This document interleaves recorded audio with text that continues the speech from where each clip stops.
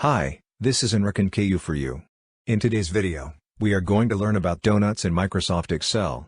Progress Circle Chart. Donut is a beautiful visual to display a KPI metric performance like service level. A donut chart is a circular chart with a hole in the center, similar to a pie chart. It is used to represent data as a percentage of the whole, where each segment of the chart represents a proportion of the total. To create these charts, the steps are shown in the video. Like, comment, share and subscribe to my channel The Enrican for more videos.